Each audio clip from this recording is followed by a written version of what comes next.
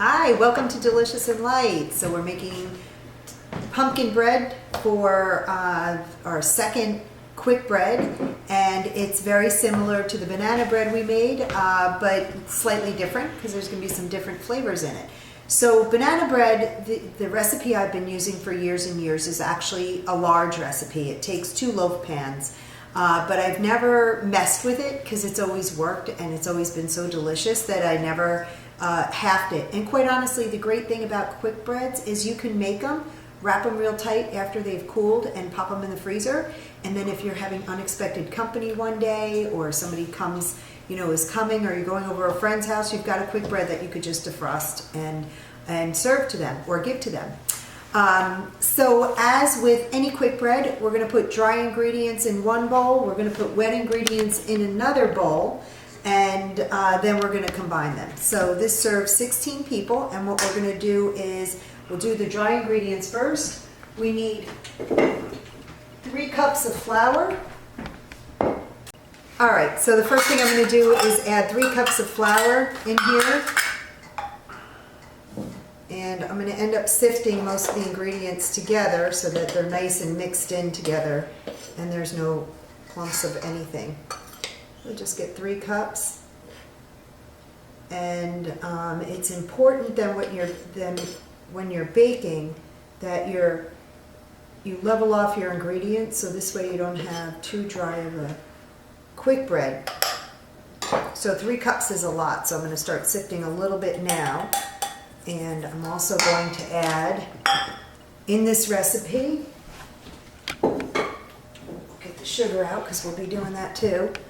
So this seems like a lot, but remember this is for a double loaf bread. There's going to be 2 teaspoons of baking powder, 2 teaspoons there, 2 teaspoons of baking soda. So do that so that it rises nicely. We're going to do half a teaspoon of salt,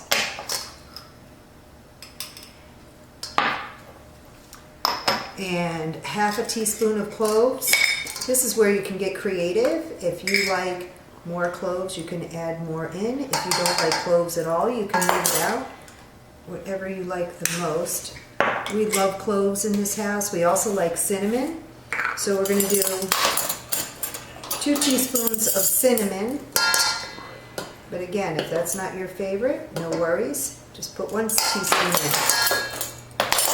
in. And because we're doing a pumpkin bread, we're going to do a teaspoon of pumpkin pie spice. So just measure it out, sift it through. This way everything is mixed in nicely. If you have a few clumps in there, just try to break them up best you can. Sometimes flour gets a little clumpy. And there's a little bit of salt in there that's clumpy as well. All right, done with that.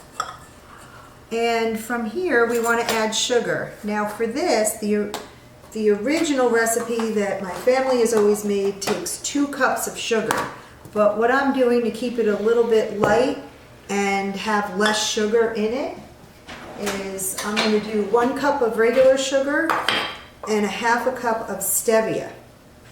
So what stevia does is it sweetens it, but it doesn't have the same glucose reaction to your bloodstream as regular sugar would. So it's a nice alternative. Some people bake it 100%, but as with any alternative sweetener, it has a slightly different taste to it.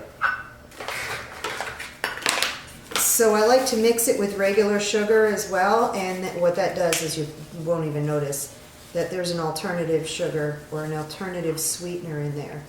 We'll do a half a cup of stevia.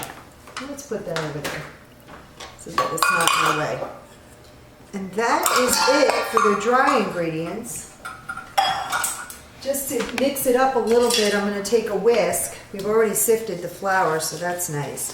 But I'm just going to mix it up a little bit so that it's well incorporated.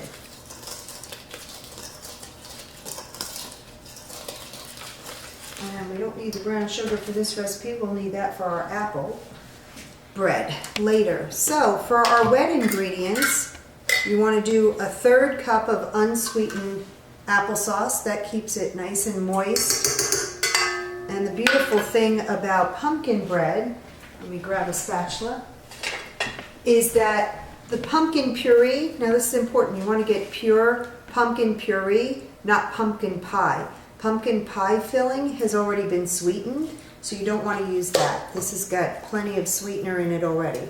So this is 15-ounce can of pumpkin puree. Just add that in to your wet ingredients. Get every little bit in there. We're going to do a 1 tablespoon of low-fat, low-cal butter spread. So we'll just add that in there. And a full cup of egg substitute.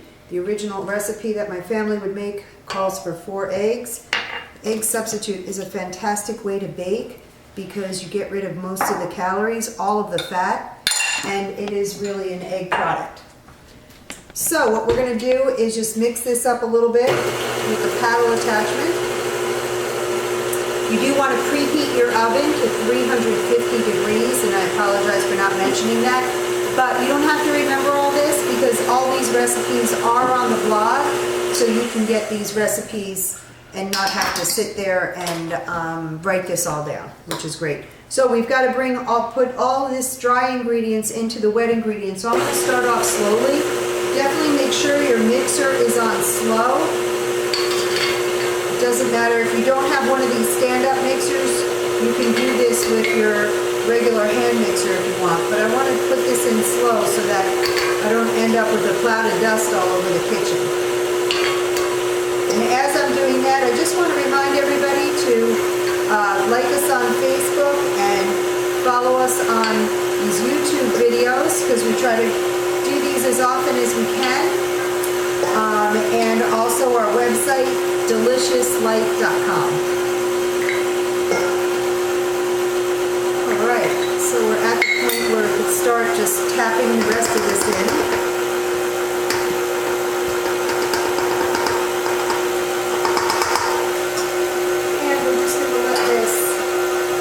Mix up. Alright, and you may need to just stop your mixer in between and just scrape down the sides because you want to make sure that all the ingredients are being mixed up and you don't have anything stuck on the side. But this batter is looking perfect. I'm just going to give it a quick little one last stir here. Scrape down the sides again. Get the batter off the paddle mixer. All right. That's all nice and mixed in. I'll show you the batter is going to be thick. You see how that looks. And we have one more ingredient to add here. And that's a 1/2 cup of raisins. So some people like to add nuts to these ingredients, but 2 things. We're going to see some friends tomorrow at a winery, and my friend is allergic to tree nuts, so I'm certainly not going to put any nuts in these recipes. And also the nuts, while healthy, do add calories and fat to the recipe. Raisins will add some calories, but not any fat, and offer good fiber. Just put in about a 1/2 cup of raisins. If you want, you can skip the raisins or you can add raisins. If you add raisins, just remember that it's going to be a few more calories in your recipe. So I'm just going to kind of gently stir that in. And because this is such a large recipe, I'm going to get out 2 baking pans or 2 loaf pans. And these are perfect going to winery tomorrow because we don't have to worry about them breaking or having to return them. Just disposable. So you just want to grease up your pans with some cooking spray.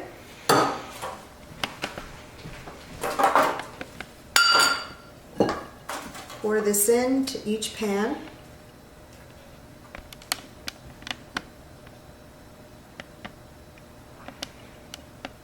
And what I do is I always start by putting a little bit in each.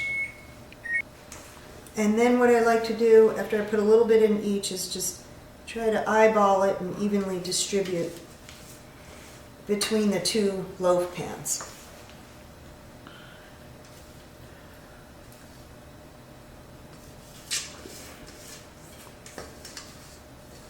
So we got a teeny bit left there.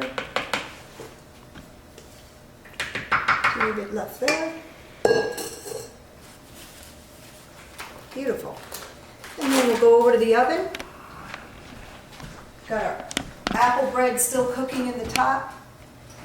And we're just going to add the 2 pumpkin loaves on the bottom.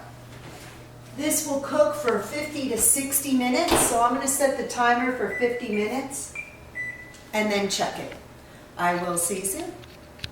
All right, so it was 50 minutes, the buzzer went off. I checked the pumpkin bread, it wasn't ready, so I put it in for another 10 minutes.